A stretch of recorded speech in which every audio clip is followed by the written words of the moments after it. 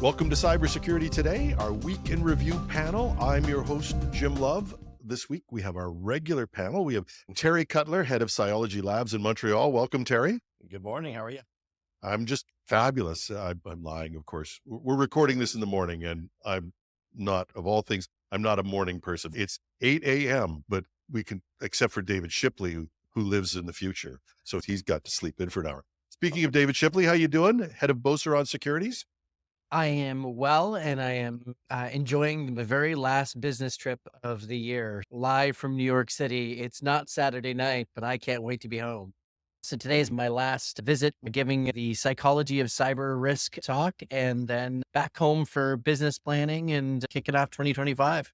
So how's the growth coming? You topped your 1 million mark? We passed the 1,015,000 people phished. I haven't got my McDonald's sign yet.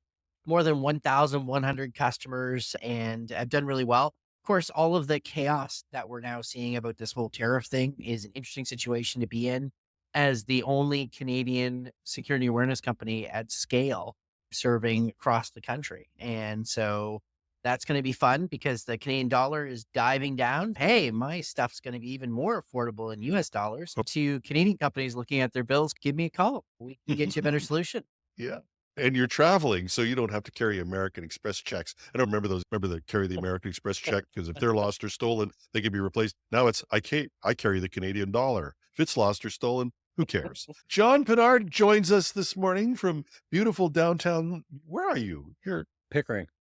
Pickering. Yes, I'm Pickering. I've never pickered, but I'm sure you're there. And welcome. And John is he's been on the panel before. You've been here before. He's Yes. Financial services exec and cybersecurity executive. So he's just perfectly qualified to be here. He had a microphone that gets you on the show. Yeah. Good stuff. Okay. We're going to get started. Everybody knows the format. This is, by the way, our penultimate show. I like to use the word penultimate. That's second last, I think, but we're going to do a Christmas year in review show somewhere before we take our holiday, which is generally about the 20th of December. We go into reruns till the 4th, but somewhere between there, we'll do a year-end show. This is our penultimate show, and everybody by now should know the format. It's we all brought stories that we're going to talk about, and the stories are interesting because they brought something from the past month that we can learn from or we can use or we can have a good discussion about. And that's our start. I'm going to start out with the first story because I saw, David, you actually put this one on LinkedIn as well. This got me going. There's a new hack that's gone out. Bleeping Computer did the story first. We did a story on it as well. And it's a novel phishing campaign that uses corrupted Word documents to evade security. The reason I picked this up, I gave it A+ for creativity. And that was what a crazy thing to think about. So the essence of it is I send you a broken file, incomplete in some aspect. And Windows dutifully restores that file. So it gets past any of your endpoint checking, and it has no malware in it. It has a barcode or something that I'm going to click on or something that's going to draw me to another site. And that's going to say, hey, you need to restore this document and get all your data back. So just please give me your username and password. That's a pretty fair assumption of it. David, you, as our phishing expert, the Filet of Fish himself. Are you seeing this? You put it on LinkedIn. Have you seen this campaign yet? I haven't personally seen one of these attachments, but I am absolutely 1,000% not shocked by this. This speaks to the continued battle of cleverness between defenders and attackers. And it's why there will never be a technological silver bullet to malware and phishing. Email filters are not stopping 99.9%.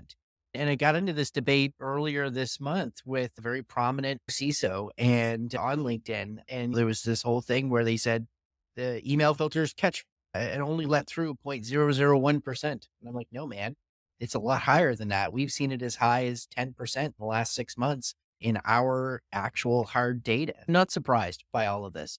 And the challenges here are huge because does this mean that all the email filter vendors are going to have to license Microsoft Word so that they can sandbox, detonate things when they are malformed file, and then go from there? Like, it's just going to keep evolving. And it's not just Word documents. WinRAR files will also do this kind of self-healing. And what the article pointed out is that there's elements inside the headers of these files that allow you to reconstitute and rebuild them. When you reconstitute and rebuild them, away we go.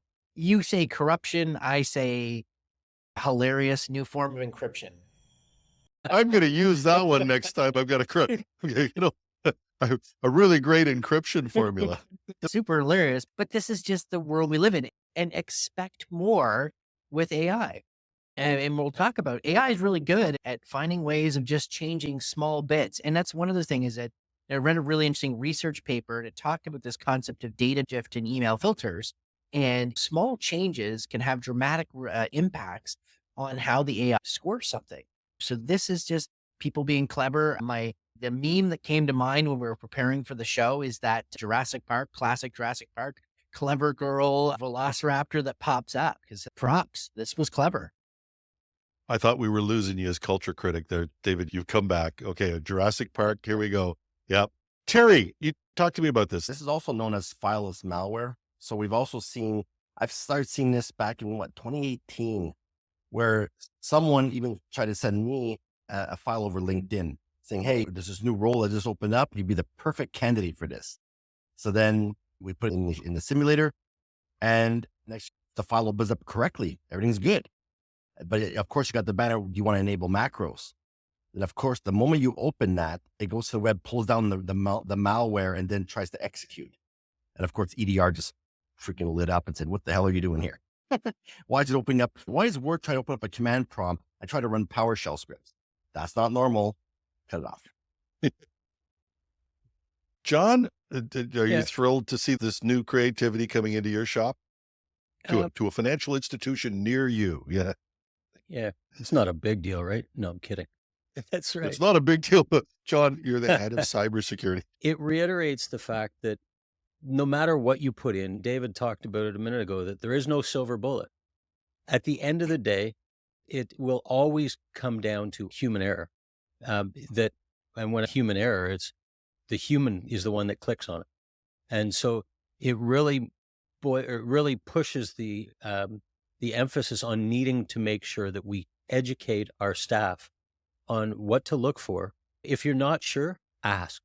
What we do is we've got that report phishing button in our Outlook that if you're not sure, click report phishing.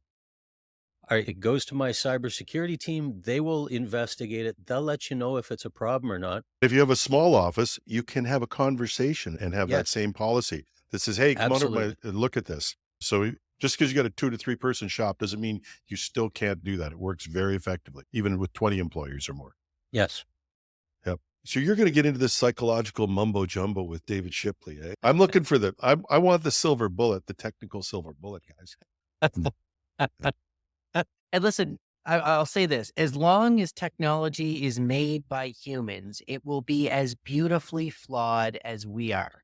Exactly. The day that technology makes technology, what with Ray Kurzweil's singularity, cybersecurity is no longer humanity's biggest problem with technology. We will have a whole new problem. Read my new book. Have you ever seen the shirt, David, where it's, they used to give these out at conferences, there's no fix for human stupidity? Have you seen that one? So, okay. All right. Shipley tries to be nice about it, though. Okay. There's actually something I'm working on, a 3,000 word paper for the Canadian Cybersecurity Network. Go after this one point, Terry. And I used to say the same things, but here's the truth of it. If an organization was truly full of stupid people, cybersecurity, not the number one threat to the future of that organization. And they're not, right? Most organizations, notwithstanding the creation of things like Doge in the US, are full of really good, smart, passionate people who want to do their jobs well. Our challenge is motivating them to apply knowledge that we disseminate through security awareness and other things at the time when it matters the most. And so we don't have the stupid user fallacy. We have, why should I care about this motivational challenge? One of the scary things, and Jim and I talked about this fall in the research that we've done, is that people that think the tech tools completely protect them, so their email, their antivirus, or email filters, they're 50% more likely to click. And so that's the number that you need to get down. You need to tell people, email filters aren't perfect. Trust your gut. And I think Yeah. tied in with that, the big fallacy to me in corporations is that cybersecurity is a corporate thing. Everybody that walks through the door and claims to be an employee needs to be responsible for cybersecurity.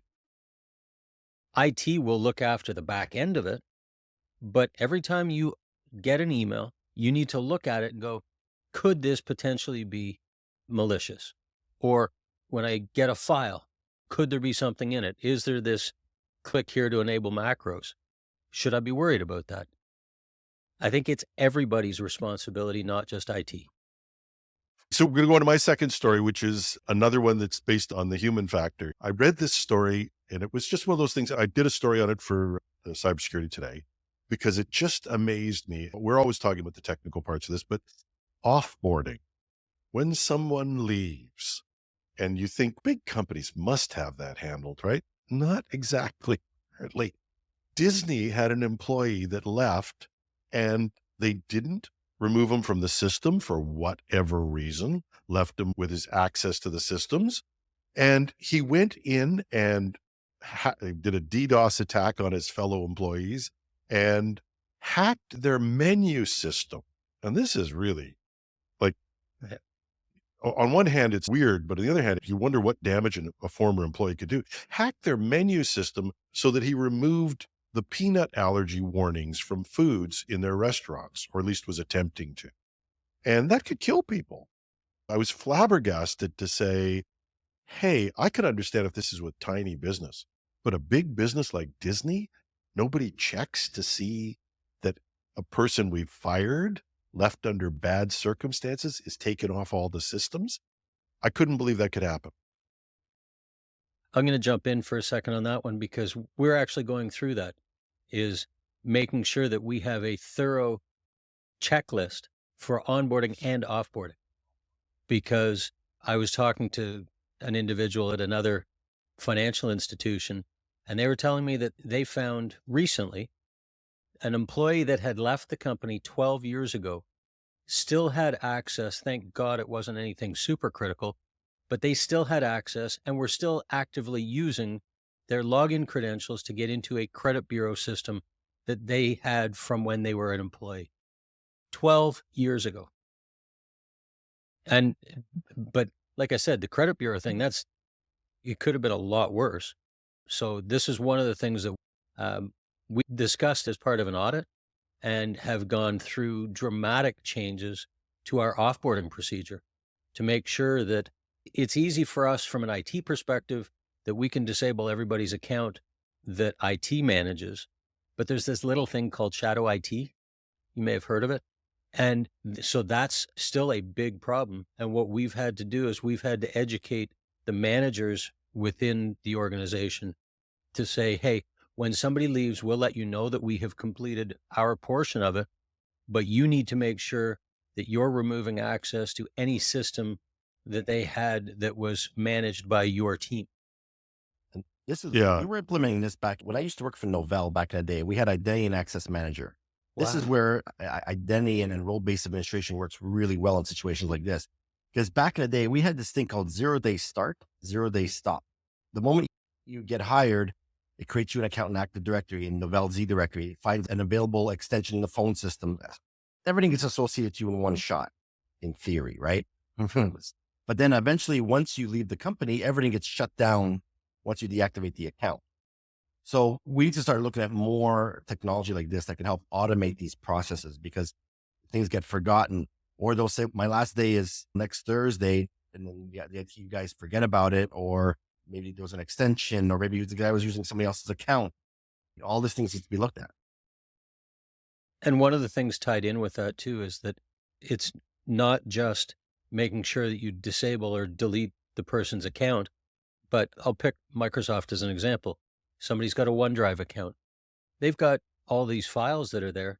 You need to make sure that they go to somebody.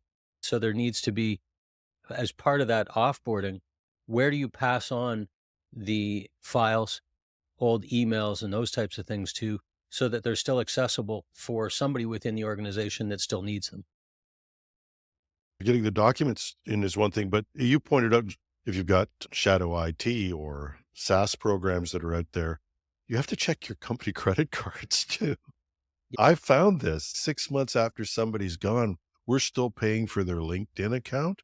So you've also got this expense item that's happening out there. And in many cases, it just flies under the radar. Don't get me started on automatic billings like that. I believe there should be a law that says once a year, you should have to renew and get a positive approval for any billing. But I'm a communist. So what can I say?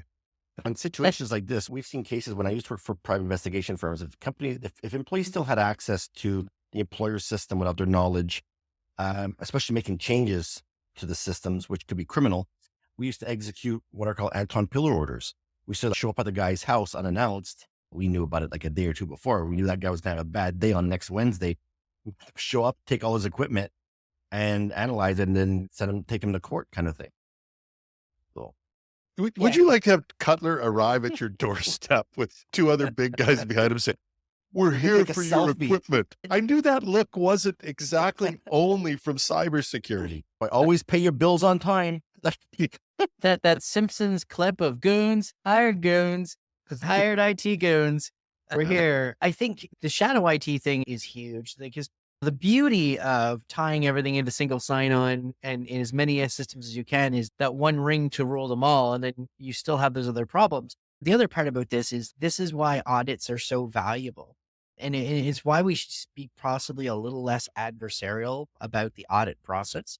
And it's the external auditor, probably really shouldn't be the external auditor finding these things, but your internal audit team saying, okay, last 6 months, we've offboarded 10 employees. Let's look at 3 cases and just double check all the work was done according to the checklist. And if they find a gap in the process or an error that's consistent, possibly consistent across all 3, oh, we missed this, then you improve your process. And one of the things that I worry about in this field is that we forget that continuous improvement is a good thing. Yes, we've got 1,001 problems and we tend to be reactive, but we're better, always improving on that side. And I think for executives who might be listening to this, or dear IT manager who needs to get this message to their executive, it's okay to find flaws in your internal audit and fix them and improve, and you should find them and you should celebrate that. That's exactly, David, how we found the flaws or the limitations, I'll call them, in our onboarding and offboarding process. And 100% with you, I have no issues.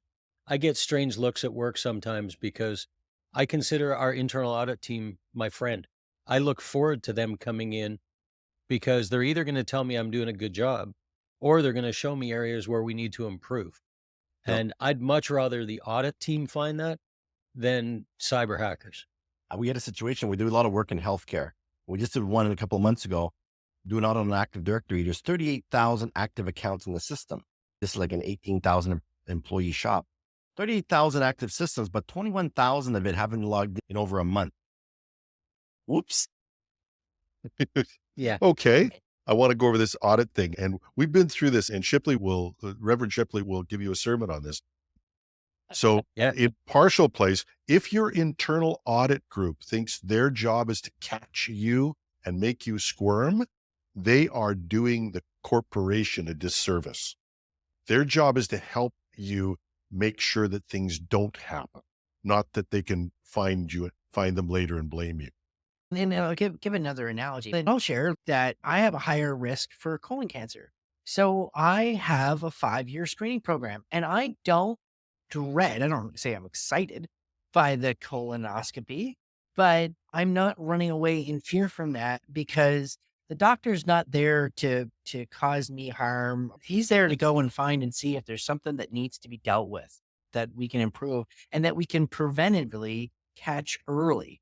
And it's worth doing that. Now, your internal audit is not like a colonoscopy every single time. Why do you think it's called a penetration test? We need to have that collaborative care mentality about technology. And I think that's the important part. Wrapping up men's health. If you're in that age group, guys, go get checked.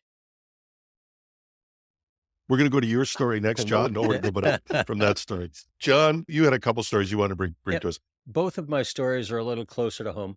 The stories themselves are interesting and informative. The first story is talking about the Blue Yonder ransomware that had Starbucks manually scheduling people and writing them checks for their paychecks. It hit them, it hit Walgreens. There was large grocery chains in the UK that got affected. Apparently Anheuser-Busch and Ford both use them, but there's been no report of issues from there, which doesn't mean that it hasn't happened. It just hasn't been reported. But I guess the big story for me about this is who's responsible? And what I mean by that is, I'll pick on Starbucks for a minute. Starbucks used Blue Yonder. Does Starbucks own any responsibility in this? I think they do. I think that if you bring on a vendor, part of your vendor onboarding needs to be risk assessment and cyber readiness of that vendor. And you also need to incorporate these vendors in your incident response plans or your own cyber readiness. It's one thing to say, okay, if something happens to us, if we get hacked, here's what we're going to do. But as soon as you start having a reliance on third-party vendors to run your business, they need to come under the umbrella of your corporate cyber readiness. When I was going through reading this, one of the things that came back to mind was the CrowdStrike incident. There was a lot of companies that were affected by that. There was a lot of airlines that were affected by that. But the one airline that seemed to be struggling and falling way behind was Delta. And so was that because Delta got hit worse than anyone else? Or was it because Delta wasn't prepared the same way that others were? And so that's I guess my message behind this story is that you can offload the work to somebody else, but you can't offload the responsibility and the ownership. There's another similar story that came up, and this is going to be just run rampant in companies right now. Somebody got a chatbot, 600,000 records from a chatbot, an AI chatbot, happened to have a whole pile of information in it. A SaaS program somebody put in there did not check this to see that this vendor did the basics and the basics. And I will tell you, just for anybody, and Terry or somebody more technical can drop onto me from great heights, as we would say, but I've been through the AWS backend, and I absolutely amazed that anybody gets the security set up right. So you've got all these guys who've set up, they get an AWS account, they've got a chatbot, they're selling this service or this AI service, and you don't even know if it's protected. So that's a great point. So we do a lot of audits, right? So Office 365 is another example. Another gate is not 100% secure. There could be vulnerable plugins, 2FAs missing on certain accounts, whatever it is. And we'll sometimes get pushback. Why do I want to audit somebody else's system? I want to see what my system looks like. I don't care about anything else. But they don't realize that everything's all tied in together. Yep. So you need to get that assessment done. Over the past year, I've had a chance to meet with our senior law enforcement and intelligence officials, and we've talked a lot of things. But the thing that really is catching a lot of attention right now is structural risk in the economy. And it was interesting to see a presentation where they were highlighting, we don't know who the key players are that can have such a massive impact if you take them out. And for those listening, if you've seen that hilarious Lego block meme of everything depending on open source software, it's this one little tiny pillar. If you kick it over, the entire thing falls over. When attackers have realized it doesn't just apply to code, it applies to vendors. John, I was looking at Blue Yonder, 3,000 customers, huge names here. We're talking grocery stores had their actual supply of food disrupted. And the days are over where IT is a cute little thing that is on the side of the organization. I was at a global bank customer and I walked by and it said in 1984, 83, we had 25 personal computers. And that kind of scale, not paying attention to these supply chain vulnerabilities, is not material. Today, it's very material. But I would argue that we need to take the same approach to structural systemic risk in technology that we do in the global financial system. And I sure hope it doesn't take a 2008 style event in the tech ecosystem, but I feel like we're cruising for one of those because you've got Blue Yonder, you've got CrowdStrike, you've got other things that have happened. Microsoft's attacks by the nation states in Russia and China.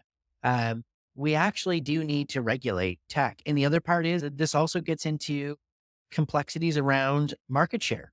Is it really good idea that one company holds 3,000 enterprises worth of risk? Is that too much risk concentration from a societal perspective? Yeah. Having those conversations, because we still treat computers like they're the cute couple dozen microcomputers in the bank in 1984. And it's meant, no, this is the bank. In fact, tech arguably is more important to the global economy than the financial system in and of itself. When you think about the potential for instability to cause chaos, because the financial sector is now well regulated. And you make a great point, David, that you talked about Blue Yonder hitting over like 3,000 customers. There's no regulation. It doesn't say that you have to do this. And I don't know whether it's once you get beyond, if you have more than 100 customers, then you have to step up your game from an audit perspective or whatever. But yeah, it gets to where CrowdStrike was a faux pas internally, but look at the impact it had on companies globally. I go back and look at Rogers a couple of years ago when somebody made a mistake there and it brought everything down, and companies like Interact didn't have a backup. They only used Rogers. Interact transactions were not being processed. And Interact is one of the best run organizations. Their technology in terms of preventing errors, they've been very good. They get caught, anybody can get caught. Yep. And look at Veeam last week. Veeam, another, I don't think there's 3 or 4, 9 out of 10 CVE vulnerabilities get reported, and Veeam has 80% of the market. So the SaaS piece is something that people need to pay attention to, for sure. I want to run to your next story on, John, and that's the city of Hamilton. Yes. The hits just keep on coming, as they say in FM radio for those guys. For sure. I mean, this was back in February, so it's not a recent story, but they're still suffering from it. I have an acquaintance who has a family member that works for the city of Hamilton, and they are still doing a lot of their processing manually. They've lost a lot of employee records and things like that they have to recreate all of this. And so it's now 10 months later, and they are $9.6 million into the battle. They are a long way from being finished. And to add insult to injury, in trying to bring their systems back up, they've been hit by over $800,000 worth of imposter vendors stealing money from them. And they don't know, because if somebody sends in an invoice saying you're past due with this invoice, they have no systems to go back to look to see whether that's right or not. This is an interesting point. I did a couple of keynote talks at a couple of municipality conferences, and the mayor for the city of Hamilton came out saying, okay, we're going to emphasize our commitment to a full review once these systems are fully restored, understand the breaches or origins, and implement a stronger system and protocols to prevent similar incidents in the future. They don't realize that most companies or businesses don't have the proper detection technology in place to know there's a hacker in there, and they don't have the proper response plan to get them out. But the challenge here is that the average time that a hacker is in a network undetected is 286 days. And when they finally did the IR on the city, they found out that the hackers have been in the system since April 2019. Most likely, a lot of companies use technology that relies on logs. And logs get delayed, logs get modified, logs lie. When an attack occurs, a lot of times these SIMs and whatever don't see this stuff. They need to rely on full packet capture technology to know there's a hacker in there. He's going to see these reconnaissance tools that are scanning the network. That's not normal. Why are these brute forces happening? Why are these privilege escalations happening? These logs aren't picking this up. So they really need to have better technology in place to know there's a hacker in there, and they better have a good response plan to get them out. Terry, I need to know, do you have a tattoo that says 286 days? You should get one, man. You could, when you turn up on somebody's doorstep. It's been 286 days. Terry 286 Cutler. There you go. So one of the things I think a lot about this is, if we picture the city ransomware attack in physical world as an arson attack, and the building gets burned down. And all of a sudden you've got to rebuild the building, but you discover that the ground is also contaminated from 100 years of history. And so you now have to do environmental reclamation while rebuilding your building, while still running your organization. That's a lot. That's a lot to expect in organization. Now, what terrifies me is, John, the very valid point that you made, that the business email compromise activity happening within this. And if criminals realize that this is a great diversionary attack, burn the system down. Okay, now maybe they won't pay the ransom, but we destroy the systems of record because, as Terry notes, we've been dwelling for 286 times. We know who their suppliers are. We now know the right asks. We know the people to target. So as they're in bunker recovery mode, the actual money play here, this feels like Ocean's 15 cyber, is to actually go after the invoicing. And it's terrifyingly frigging brilliant. But I will also say, as the official, semi-official, self-appointed, probably is the most accurate, self-appointed maintainer of Canadian cyber Guinness World Records, that's now 9.6 million is the most has ever been publicly revealed by a Canadian municipality for an attack. Previously, St. John, New Brunswick at 3 million was the holder of this. And what's going to be really interesting is, to what extent did they have cyber insurance? To what extent is cyber insurance going to cover that 9.6 million? And what we just saw, Terry and Jim, you'll love this, and John, is TELUS just released their cyber insurance study. And shockingly, people are not getting the payouts they expected from cyber insurance. So I get this thing all the time. We get brought in to assess people's cyber insurance, the questionnaire. And a lot of times they say, yeah, we have this, we have all this stuff, no problem. They submit it and they get accepted. I'm like, yes, of course you're going to get accepted. But when something happens and you check yes and you don't have it, like log monitoring, are you doing a penetration test once a year? But they've never had one done in their whole life. And that's exactly why they're not getting their payouts. I refer to it back as with automotive insurance and snow tires. Everybody says, oh yeah, I've got snow tires because I want to get that discount. But the first time you go out and have an accident or something happens between that November 15th and April 15th, and you don't have snow tires on, they won't cover you. Yeah, it's like when I used to say I was a non-smoker for my life insurance. You always forget when you fall off the wagon. I haven't smoked in 20 years, though. So, Terry, what would you bring us? One of them is the story about Andrew Tate. You may have heard of this name before online. Long story short, who Andrew Tate is, a former athlete turned internet personality. And he's got a lot of controversial views about how men should act, how women should act. And it draws up a lot of both positive and negative attention. So what happened was, his platform, which is called The Real World, suffered a hack this past month, and it affected almost 800,000 users. So they got access to the platform and obtained all the usernames and passwords. And not only that, it accessed public chat rooms, private chat servers, and extracted all this stuff. And the hackers were at a point where, dude, this is like hilariously insecure. There's nothing here. You made my job so easy, kind of thing. And they started going after all the users. So when you get affected by such a size of a data breach like this, and this is also a comment I get all the time from solopreneurs. I don't need cybersecurity. Who's going to want to hack me? I'm solo.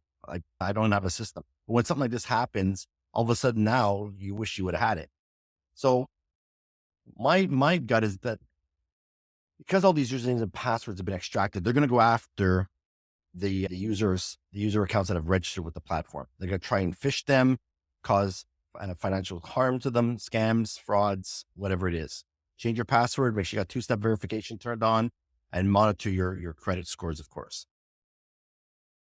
This was not a financially motivated attack. This was folks who are allegedly, or at least on the surface, saying that they're pro-LGBTQ issues. And Andrew Tate is seen from that perspective as the king of quote unquote toxic masculinity. And it's been a while since we've seen a really good hacktivist, everyone saddle up and take on a bad guy from their hacktivist perspective. And interesting to see that. And one of the things, if I had to lay a prediction for 2025, hacktivism's back, baby. It's going to be back in a big way. for the next couple of years. And it's going to be hilariously awful for a lot of people. That's like having a disgruntled employee in one way, right? You say something that no one agrees with, and all of a sudden you get hacked because no one likes what you said. So you really got to get protected all around.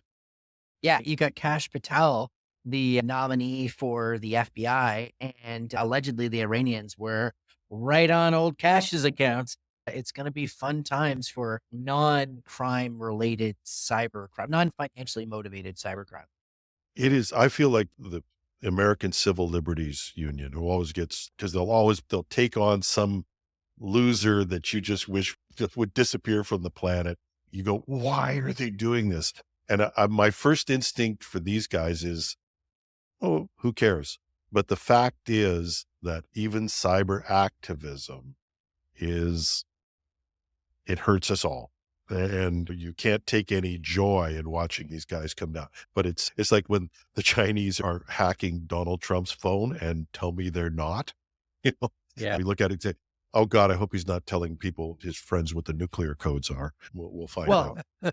On that point, it's just a note. We had all the stories earlier this fall about the Chinese sophisticated campaigns in the U.S. telephone networks. And we all assumed that all was idiocy on my part. Oh, so they caught them and they kicked them out. And then this week, they're like, we still haven't successfully kicked the Chinese out of the U.S. telecommunications service. So what we've known and has been publicly disclosed is numerous major big name U.S. telecommunications operators were compromised by a Chinese state-sponsored group, allegedly leveraging the very inherent tools built into them for lawful intercept for things like wiretaps, etc. Originally, when the story first broke in the fall, we thought that this was an opportunity for the Chinese to understand the American intelligence apparatus and who's they were looking at on their side. Since then, we learned that the targeting was highly intentional, targeting the political campaigns of the U.S. presidential candidates at the time. And this was as bad as it gets in terms of really trying to understand that. And you could understand why the Chinese state was so very invested in understanding what was being discussed amongst those campaigns, considering they're now facing 60 to 100% tariffs and their economy is going to be even more battered than the 25% tariffs threatened against Canada. Now, what we learned this week was a lot of us had assumed that this has ended, that stage one incident response contained. And then, of course, you got to kick these kids out. And what we're hearing is we have not been able to fully kick them out of the networks. That is a stunning admission of failure. That is unprecedented as far as I can tell in terms of these big hacks. Like if you go back to big national security hacks before, the Microsoft ones, notably SolarWinds, you didn't have people come out and say, and the Russians are still in SolarWinds. It's bad. And it's particularly bad given the instability that we're experiencing geopolitically. We just saw South Korea almost have a military coup no one saw it coming and martial law declared. Things are not well in that part of the world right now or terribly stable.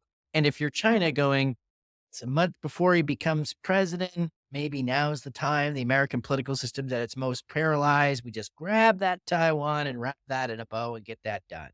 Oh, and we can just shut down the phones and the power and everything else on the West Coast. The FBI is recommending that people perhaps use their own secure end-to-end encryption communications. That about face. I might need a new award category, Jim, next year for that. The 180, it's not a 286 from a Terry perspective, but it's the cyber 180 when you want someone spin. But the whole network is flawed, right? There's a vulnerability that goes right across the nation, which allows you to have SS7 attacks, which allows you to intercept phone calls. You could be on the other side of the planet and you'll still intercept it. But in order for that to be fixed, you need to change the entire infrastructure, like in North America. You say vulnerability and I say feature. Undocumented feature. No, but the American government that has like somewhere, Snowden is sitting there in Russia and going, I had to live in Russia for the rest of my life because I told people they were hacking the US phone system. But yes, I think it's preposterously insecure, but David, you're right. The 180 of now the FBI is saying maybe encryption is a good thing. Yeah. And also, guys, you can't be trusted with the keys to that encryption for exactly the reason that Terry just said. So, yeah. Yeah. I mean, Can you imagine though, if the government had insisted that they encrypt the phone system and they put in a back door and somebody got access to the back door? I encourage your readers to go back to the ancient history of the first crypto war and crypto not being cryptocurrency encryption and learn about the Clipper chip. The intelligence agents have to have a backdoor to the encryption system, because how are they going to monitor for terrorist threats? And like, how are they going to be able to do their job more efficiently? What if they can't see what's happening? So I'll counterpoint on that. They cannot be trusted with the keys to the back door because Agreed. they have butterfingers and they lose the Yep. keys. Let's not forget that the NSA lost Eternal Blue Yeah. and all the fun that came from WannaCry. So no, they cannot have the keys. They can never have the keys. What they can do is good old fashioned police intelligence work. All of these great encrypted phone busts that they've been having, where they actually seeded the technology, they created the startup company, they gave the phones to the criminals. Do that. Do exactly that. Create malware that can intercept the actual device. And if you own one end of the telephone string end-to-end encryption, you don't need the damn crypto keys. You can listen live. Amazing. Or do the Europeans did, bust somebody, take their phone and pretend you're them. They brought down Yep. the Europeans have just been going this month. Europe has had 3 or 4 big busts this year where they've broken up networks. Why do we never hear about a Canadian bust breaking up a network or a US one? So I will tell you, in the things that I've learned in the last 2 weeks that made my hair go grayer or balder or made me even angrier. Let's start with our embattled RCMP, who are now being asked to magically protect the world's largest undefended border because shenanigans. The RCMP's National Cybercrime Unit and the Canadian Anti-Fraud Center, they're the point agency for all cyber-related fraud calls. They got 400,000 calls in 2023. They answered 30,000 of them because that's Yeah, I all heard their that. staff to do. So they have 7.5% answer rate. So I've always been wondering why they kept saying that reported fraud was 570 million, but we suspect it could be 10 times higher. It's because the 570 million comes from the phone calls they were able to answer, and that was only 7.5% of the total number of calls. And so we're not resourcing it. And one of the other things, I found this line in the RCMP's 24 budget, and it was interesting. It was like, we're not cutting frontline policing, but we're going to cut policing administrative services. Dear friends, that's when they say, Oh we're my cutting God. down on the nerds. And so that's why you're not seeing it, because we're not resourcing it. And I have screamed from the hills, literally in Parliament Hill, about this. But I'm also tired, so I'm stopped showing up for these things because other It's than telling absolutely you folks, frightening. Yeah. Because people aren't, other than the 5 individuals that went into Hillcrest Mall yesterday and robbed people's jewelry store, other than that, they're not doing the face-to-face things anymore. It's all of the online backdoor hidden ways into systems. And when you've got an agency that you're being told that if you have an issue, you need to report it to them, and they're only reviewing or getting through 30,000 of 400 and some odd thousand reports, that's frightening. And all Yeah. that's doing is telling these cyber criminals, hey, we got free reign. Never mind. No, but if you read a lot of mysteries like I do, there's always these cyber cops, or there's always these people who report to, they'll be called as witnesses, and they do all these incredible things to find this person, do all of these great technical things. And the fact is that your average police force, even in the city of Toronto, may have a handful of these people if you're lucky. If that. And on the city of Toronto. So 2 weeks ago, we found out from the Globe and Mail that one of the most innocuous music nonprofits in the country, called Factor, they get something like 15 million a year from the federal government, had 9.5 million taken from a Scotiabank bank account. They're now suing Scotiabank. They're suing a crypto mining company that the equipment was used to make this, this money was used to buy this cryptocurrency called Money Laundering Kids 101. And according to the Globe and Mail article, there wasn't even an investigator yet officially assigned to this $9.5 million threat. It used to joke with you, Jim, that it took $50,000 or more to get police out of bed. Apparently now the threshold is getting close to 10 million to get them excited. And when I was in one of those very uncomfortable meetings where I said, anyone know if North Korea got that money for their weapons program or to send troops to Russia? Because we don't track the money at a macro level in this country. And if you don't track the money, politicians don't care. If politicians don't care, you don't get money for cops. Wow. Yeah. So, Terry, before you get away, I want to go back to one because you brought up another story that I think is really important, and that is the ability of companies to get past two-factor authentication by stealing session cookies was one of the stories you came up with. And I think this is a big one. In fact, you want to just run by that? Yeah. In fact, it actually segues to the Andrew Tate story, because now everybody's accounts, users and passwords have now been taken. And a lot of people say, I got two-step verification. I don't care about this stuff. But they don't realize that if they get a phishing email or they get a message on Facebook and they click on a link and it asks them to log into a service like Facebook. So I'm already logged with Facebook. Why is it asking me to log back in again? Okay, I logged back in. Next, his username and password and the session token have now been stolen. The hackers have now become what's called a man in the middle. They've taken the session and now they can log in as you without ever knowing what that password was, and you get right in. And now they've taken over your account. They'll change your phone number. They'll change the password. You get kicked out. Why do I care? It's only my Facebook account. But if you're a business owner and you're running Facebook campaigns, if you're running the marketing stuff, all that gets taken away from you now. And now all of a sudden, now the content on your website becomes Arab. We've seen that. Or there's fake ads going out, and you're paying for all this because you can't access the account to change your credit card. So it's a trickle down mess. One of the things that I got from reading this story and just reading your notes on it was I may never click that checkbox again that says, keep me logged in. That just keeps your session cookies alive for longer. Yep. There are two things that frighten me about anything browser-based. The keep me logged in is one. And the other one that makes my blood boil is people that say, save my password. My wife's not here, so I can say it. She does it all the time. And I keep telling her that it's less critical for her. But you get into a corporation where you've got people that are doing this and they travel and somebody steals their computer. Now they've got all your login capabilities. Yep. All they need to do is hack into your computer and they've got it all. And the one thing I'll say is this ties back into how we sold multi-factor authentication to get corporations to deploy it, and the compromises that we made, how they can do things and save session cookies, or if they're on premise, they're not MFA'd in, because these were just different compromises made on the path to getting social acceptance within an organization of these security tools. And gang, it's going to be really hard to do the easy technology thing of saying we need to do more MFA challenges. You're going to get the greatest resistance in IT is change management. And so what I would say is from this, use your phishing simulation tests to start targeting your groups where you say, hey, you consistently fall victim to phishing. You're now going to have to do daily MFA challenges. Target your inconvenience to the areas of greatest risk, because you are not going to get carte blanche to roll this back. Yeah. What we did, David, when we deployed MFA a year and a half ago, is we went what I would consider one step further. We went Windows Hello for Business, and we're not passwordless yet, but we're going that way. But in order for people to log into their computer, they either have to use facial rec or fingerprint.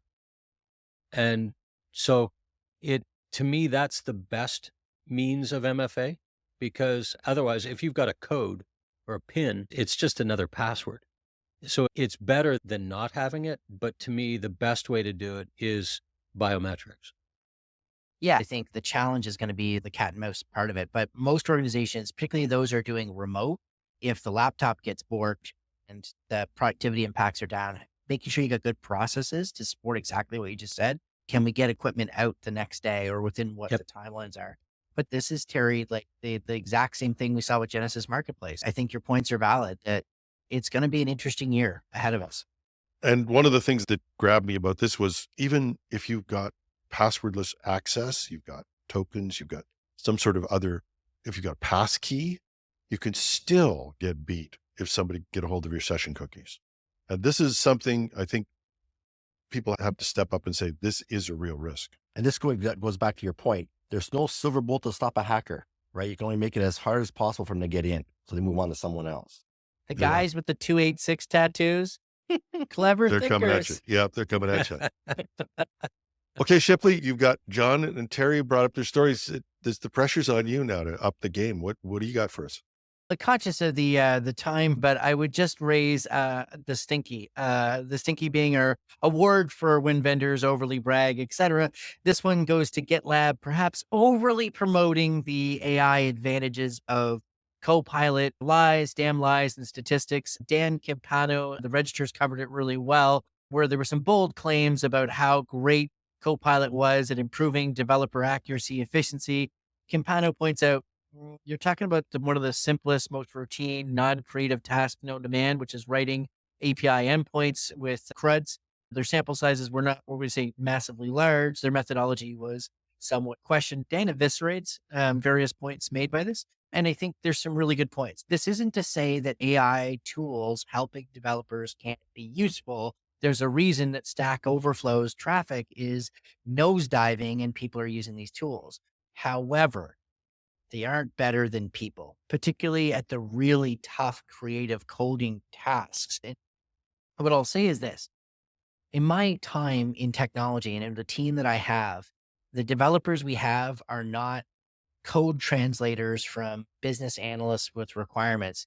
They are creative problem solvers crafting well done solutions thoughtfully and carefully. And that requires a level of reasoning still not present in these auto magic, statistically driven generative AI solutions. So helpful tools, but they are like the driver aids, the blindside assist, the forward collision, all of those things with a good driver. They are not. They are pretending that they're full self-driving cars like Teslas do. And I guarantee you that will have the same result on the cyber highway as it does for many people on American highways today. As a person who thought that programming was the introduction of errors to perfectly good code, I'm pleased to see that there's still hope. Yeah. So David, did you have another story? I think we actually covered the major stuff that I was looking for, which was the telephone hack, the fact that they're still not kicked out of the system. It's extraordinarily disquieting on that front. And I think you raised some good questions. What about Canada? I think currently the best case scenario for us is we're not the interesting place to be spying on right now. And currently we are simply the butt of jokes about being the 51st state. The best security for Canada being ignored right now because we are not prepared. So I will take this slight, we're not cared about, and I'm going to pray that's the case. I'm not sure. I thought about that and I was going to make the Canadian joke that nobody cares about us. I think they're in our networks as deeply as they are in the US.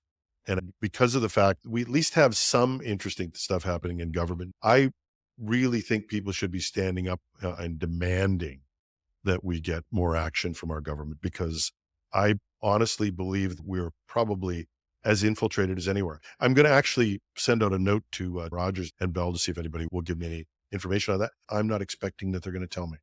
Two things give me comfort that are different. I have the privilege of working with all these companies. So full disclosure on that side, they collaborate and talk and share because there's so few of them, right? That's the difference between they have this positive history of collaboration with the federal government through things called CSTAC. So I'm placing my hope and my faith in the people that I know on those side and the high level of collaboration. But in terms of the federal government, I will add this, Jim. So I found out last night that C-26, our critical cyber infrastructure bill, which I went in front of the Senate 2 weeks ago and testified and said, hey, it still has these flaws, but if you amend this bill to better deal with the CISO personal liability, which I think is still ridiculous, you're going to kick this back to the House of Commons. It's probably not going to make it through, and we're in the whole going to be worse off for it. So I went there, I pointed out there were still flaws, said, get it done, but come back and fix it. And then I found out a typographic error in the actual wording of the bill as it was passed on from the House of Commons to the Senate has forced the Senate to send the bill back to the House of Commons through all three stages with the corrected ordering number, which has jeopardized the entire bill. And that is, to me, the most damning thing about Canadian cybersecurity they could possibly say, is that when it comes to even the laws to protect critical infrastructure, we can't even get the wording right. And it's frightening because you hear all these stories about them getting new warships and subs and helicopters and this and that and the other thing. But this is probably as critical, if not more critical, than any of that. Yeah, John, if you think it's a dumpster fire in the critical infrastructure law, take a look at our C-27 and the absolute trash incinerator that is the current state of legislation. But I'm going to leave a warning on this piece because it comes up. And as much as I don't want to be political with the show, but I got to say, I don't want some idiot running my government who comes in and says, I'm from private industry / get rid of all that bureaucracy. But we have to acknowledge, and if we don't get it soon, especially in Canada, we have become you remember when people would say that that IT was Dr. No? Our government has become Dr. No. And that is, if we do nothing, then we will never be faulted. The fact that you can have a rule that forces you to take an important piece of legislation back to the ground and somebody doesn't stand up, all parties stand up, which they can do anytime unanimously, and say, this is wrong, fix it now, because they have no sense of urgency. They want to play those games. They want to do all of these things. They want to do, and they seem harmless. They are not. When political survival is at stake and we decide we're going to do a half-baked vote-buying GST, HST rebate program, holy crap, you can get legislation written up and passed in the House and Commons in, 6 years, critical infrastructure. And when people in the Senate were challenging me with my rhetoric, my hyperbole, saying that the government does not care about cybersecurity, and I point out 6 years it takes to get this done, and 1 week when their necks are on the line, even when it's a really bad idea. Yep. So to all of our American listeners who are looking at the insanity of their government, Canada joins you, but we're going to build a wall, and the U.S. is going to pay for it. We have to wrap it up there, and I hope this was good for our listeners as well. We had a great conversation. If there are topics you want us to do a deeper dive into, let me know, as well as any comments about the show. You can send those to editorial@technewsday.ca. We are going to have an end of the year show, and I want to thank our panel. Thanks to our guest, Terry Cutler. Thanks for having me. John Pinard, thank you for joining us. Thank you for having me. It was nice chatting with you and David and Terry. And David Shipley, thank you. Thank you so much. It was a pleasure talking with you, and great to have you on the show. It's always great to hear from folks still in the field with really good experience. So yeah, This was fun. And thanks to you, our listeners, for spending part of your weekend with us. I'll be back in the cybersecurity news story desk on Monday morning. I'm your host, Jim Love. Have a great weekend.